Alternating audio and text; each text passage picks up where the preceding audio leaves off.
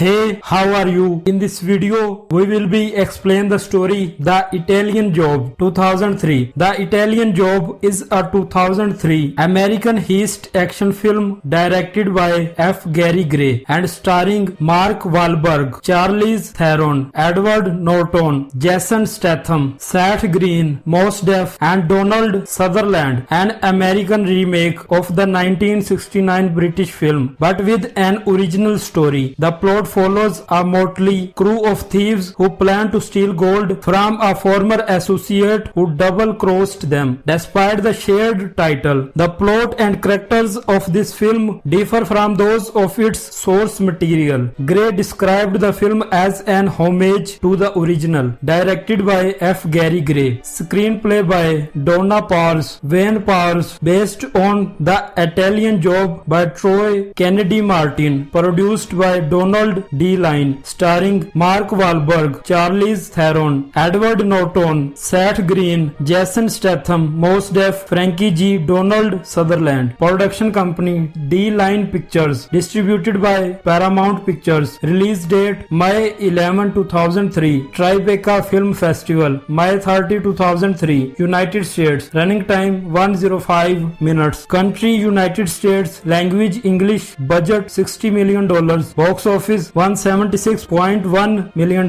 Most of the film was shot on location in Venice and Los Angeles, where canals and streets respectively were temporarily shut down during principal photography. Distributed by Paramount Pictures. The Italian Job was theatrically released in the United States on May 30, 2003 and grossed over $176 million worldwide. Critical response was largely positive, with publications comparing it favorably to the original film while highlighting the action sequences, performances of the cast and humor. A sequel, The Brazilian Job, has reportedly been in development since 2004 but has yet to be produced as of 2022. John Bridger, a professional safecracker, has assembled a team to steal $35 million worth of gold bullion from a safe in Venice, held by Italian gangsters who had stolen it weeks earlier. The team includes professional fixer Charlie Crocker, computer expert Lal and Napster Wheelman, handsome Rob, inside man Steve, and explosives expert Left Ear. The heist is successful, but as they drive towards Austria with the bullion, they are stopped by men loyal to Steve, who had turned on them and takes the bullion for himself. Steve kills John when the latter admonishes him, and Rob drives the van over a bridge into the waters below to protect the others, using air tanks from the heist to stay alive. Steve leaves them for dead. A year later, in Philadelphia, Charlie learns that Steve has resurfaced under a new identity and is laundering the gold through a Ukrainian jeweler named Yevhen to finance his lavish lifestyle in Los Angeles. Charlie gathers the team and also recruits John's daughter Stella, a skilled private safe expert, offering her the chance to get revenge on Steve for her father's death. They stake out Steve's mansion, and Stella, disguising herself as a cable technician, is able to map out its interior, allowing them to determine the location of Steve's safe containing the remaining bullion. Steve, unaware of Stella's identity, asks Stella to go out on a date with him. Charlie and Stella devise a plan using explosives to blow the safe while Steve is away on his supposed date, using 3 heavily modified Mini Coopers to transport the gold out of the mansion. Charlie enlists the help of supplier Skinny Pete for the explosives and mechanic wrench to make the modifications on the cars.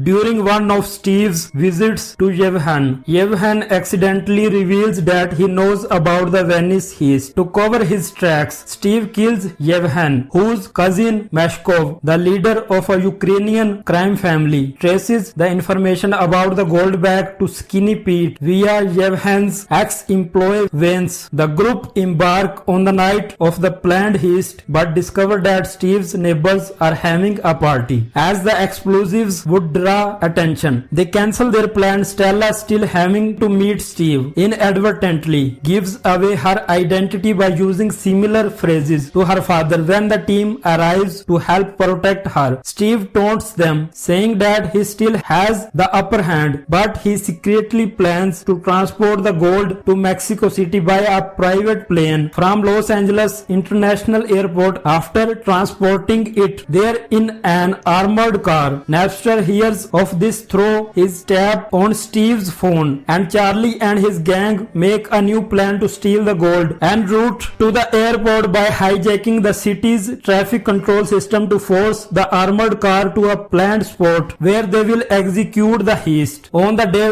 of transport, they are surprised when 3 armored trucks leave Steve's mansion, but Napster is able to determine which one carries the bullion and manipulates the traffic accordingly. Knowing that Steve is monitoring the transport by helicopter, they get the car to the target spot and they create a diversion as they detonate explosives to drop the part of the road with the car into a subway tunnel below. After opening the truck, they find a different safe from the one that held the gold before. Although she struggles initially, Stella cracks the safe and they load up the coopers with the gold, now revealed to amount to $27 million.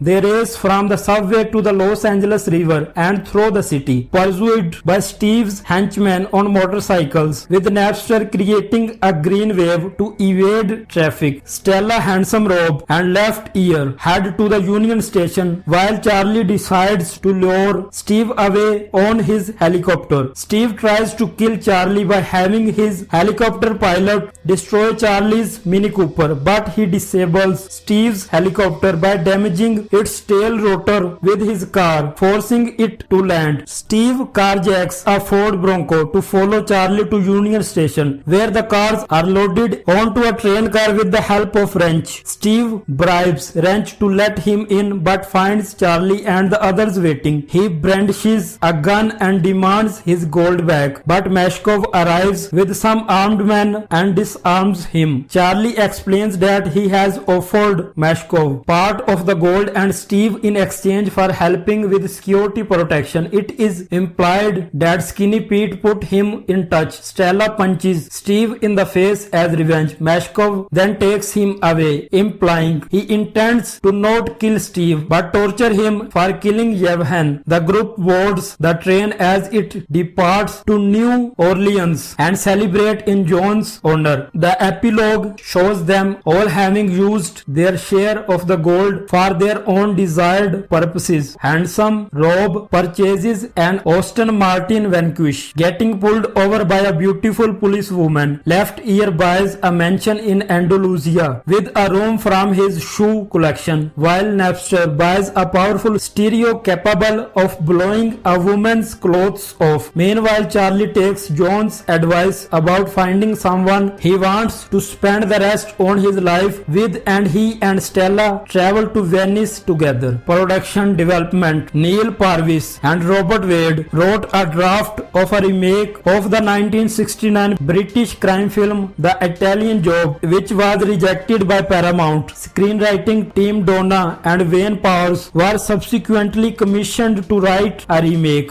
The duo viewed the original film, which neither had seen before, only once because they wanted to get a sense of what it was about in regards to its tone. Over the course of 2 years and through 18 drafts, they developed a screenplay which was described by director F. Gary Gray as inspired by the original. Gray, Powers and executive producer James Dyer identified the most prominent similarities as the trio of the Mini Coopers used by the thieves, as well as the titular heist involving the theft of gold bullion. Some sequences of the film were storyboarded and pre-visualized by Gray before production began. Box office performance: The Italian Job premiered at the Tribeca Film Festival on May 11, 2003 and was theatrically released in the United States on May 30, 2003. Along with Finding Nemo and Wrong Turn, return. In its opening weekend, the film grossed $19.5 million,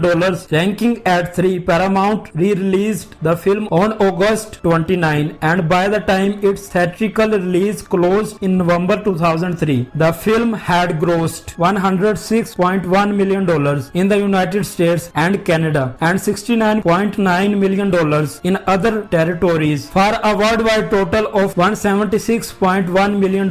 It was the highest grossing film produced by Paramount in 2003. Critical response on Rotten Tomatoes: The Italian Job holds an approval rating of 73% based on 183 reviews with an average rating of 6.4 out of 10. The site's critics' consensus reads: despite some iffy plot elements, The Italian Job succeeds in delivering an entertaining modern take on the original 1969 heist film thanks to a charismatic cast. Metacritic, which assigns a normalized rating to reviews from mainstream critics, calculated an average score of 68 out of 100 based on 37 critics, indicating generally favorable reviews. Audiences polled by CinemaScore gave the film an average grade of B positive on an A positive to F scale. Possible sequel: there are a couple of scripts that have been written, but in the last 6 years since we made The Italian Job, Paramount's hierarchy has changed hands 4 times, and it's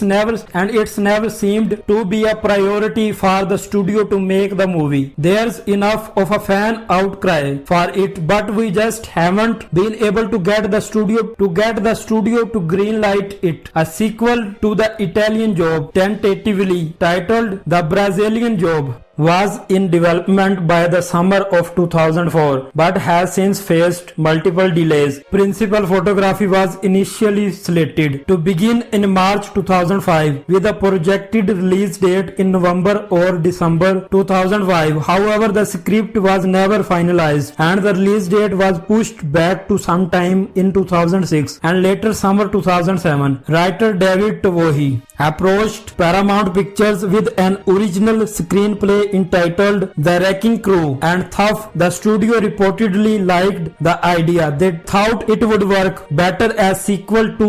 Gray was slated to return as director, as well as most, if not all, of the original cast. At least 2 drafts of the script had been written by August 2007, but the project had been greenlit. In March 2008, in an interview, Jason Statham said that somebody should just erase it from IMDb and put it back on there when it's fully due and ready. It's one of those things that's just sitting around. Producer Donald D. Line revealed in June that a script for The Brazilian Job had been developed and budgeted, but a lot of things were happening with various management changes and it got tabled. Describing its story, he said it starts in Brazil, the setup is in Rio, and the picture moves to Belgium where there's something involving diamonds. However, Green stated that September that the sequel was unlikely in the near future. On March 9, 2009, D-Line said that we have a version at Paramount that we are talking very serious about, additionally mentioning that the cast was interested in the project. Neil Purvis and Robert Wade had been working on a draft of the sequel that year. The Daily Record reported in September that Theron was signed up for the film that October. Gray said that he enjoyed making The Italian Job and hoped that he would still be interested in directing the sequel if the script became finalized, and mentioned that it would be dependent upon scheduling. In January 2010, Twohy was quoted in an interview and saying The Brazilian Job probably isn't happening. I wrote it years ago and they just keep rolling it over on IMDb. Paramount, what can I say? When asked about the sequel that June, Green said The Brazilian Job doesn't exist actually and called it a wonderful myth of IMDb. However, the next month, Mark Wahlberg said that sequel production was active again.